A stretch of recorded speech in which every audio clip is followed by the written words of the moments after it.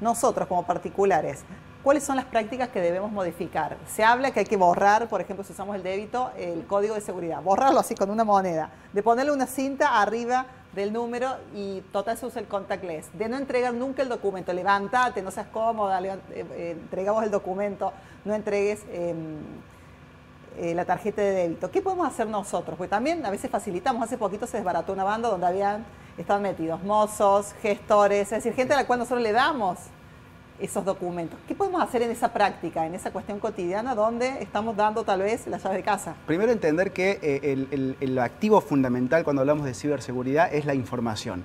Y nosotros tenemos como personas que cuidar muchísimo lo que hablamos de información personal. De hecho, hay una ley de protección de datos personales y esos datos personales no es solamente el nombre, apellido y el DNI, sino que es con quién vivo, dónde vivo, los datos que puede haber en una tarjeta de crédito, los datos que puede haber incluso en mi número de celular, el SIM que nosotros tenemos también, ese tipo de datos que con eso nosotros podemos sacar préstamos, empezar a... Por ejemplo, el DNI, yo siempre digo lo mismo, no demos el DNI porque por ahí te mandan por WhatsApp para hacer algún trámite que le saques foto a tu DNI.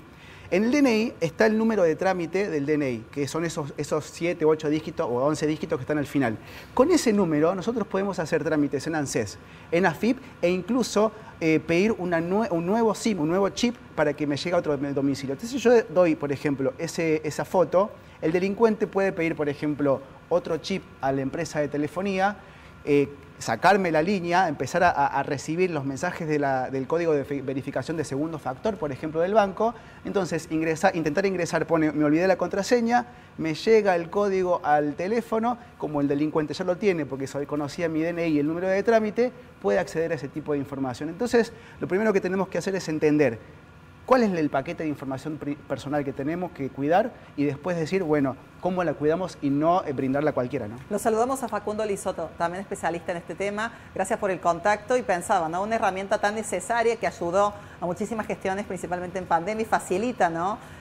Numerosos trámites que mal utilizada genera enormes dolores de cabeza. Gracias por el contacto. Hola a todos, ¿cómo están? Buenas tardes, mi nombre es Facundo Lisoto. Un placer estar acá con ustedes hoy.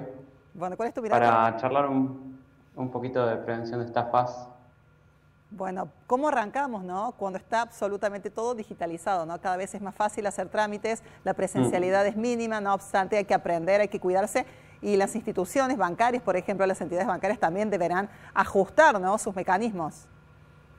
Sí, la realidad es que la tecnología introduce una complejidad un poco más alta al tipo de estafas que venimos acostumbrados de toda la vida, ¿no? Entonces, hoy lo que la tecnología hace es, por un lado, nos facilita cosas, por un lado, nos pone en desventaja ante ciertos actores que se aprovechan, ¿no? del desconocimiento que uno tiene sobre la tecnología, cómo se usa, pero es un medio más para operar con las estafas a las que uno, digamos, viene acostumbrado toda la vida, ¿no?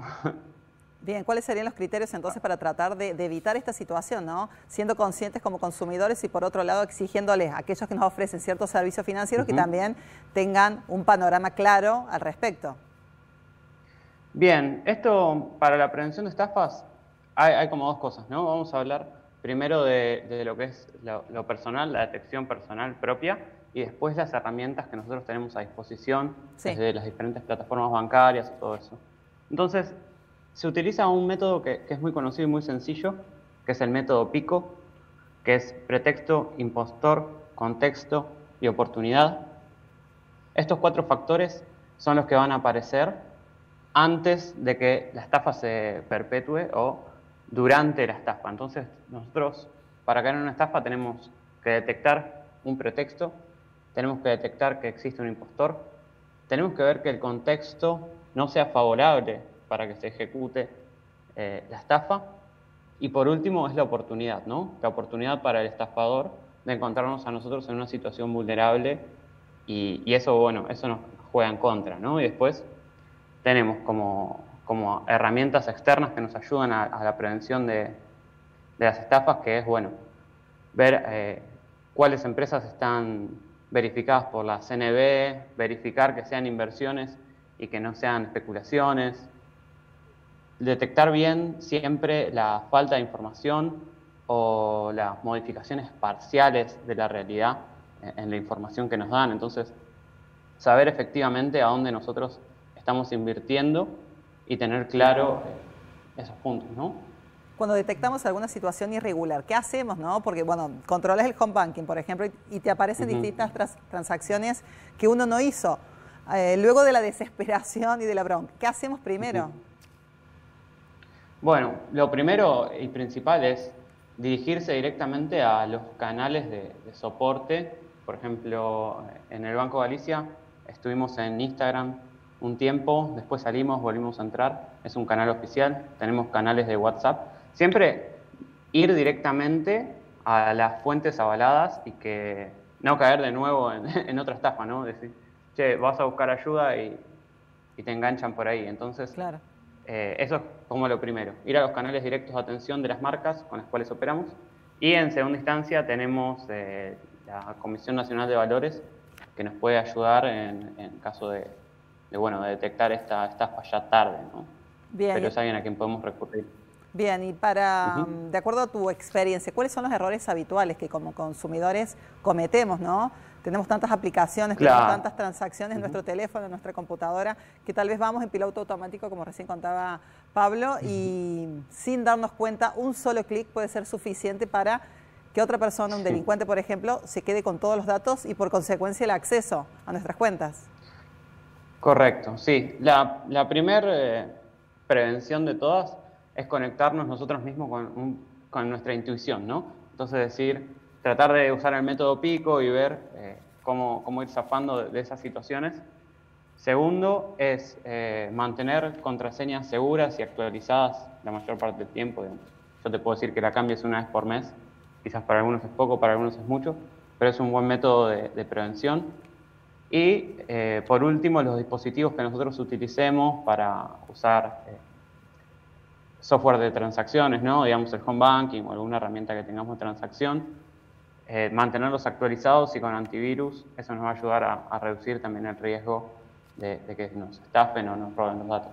Bueno, por otro lado pensaba, ¿no? Nuestros datos están todos en la web, todos se pueden conseguir, el documento es muy fácil, el nombre ni hablar. ¿Y cuál es la vinculación tal vez de las redes sociales con este camino a otras prácticas? Porque tal vez posteando, tal vez comunicando en nuestras redes, se otorgan ciertos datos personales que son luego utilizados para asociar aplicaciones y demás.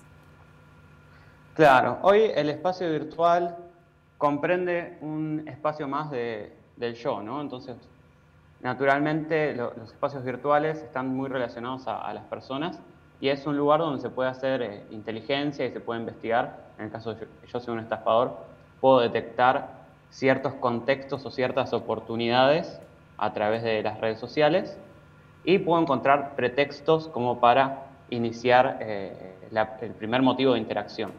Entonces, al momento no te digo de subir cosas o privarse de eso, pero sí tener cuidado de no exponer información vital, ¿no? Que por ejemplo vos te sacás una foto en la oficina y por ahí de fondo te sale que estás usando el home banking de algún banco y ahí eso ya es entregar información en algún punto. Así que la mayor prevención es la conciencia, tomar conciencia de que estas amenazas están ahí, son reales y que bueno, uno puede caer en la volteada como pasó este último tiempo que ya vimos.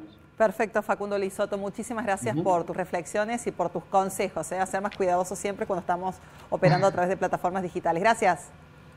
Bueno, muchísimas gracias, adiós.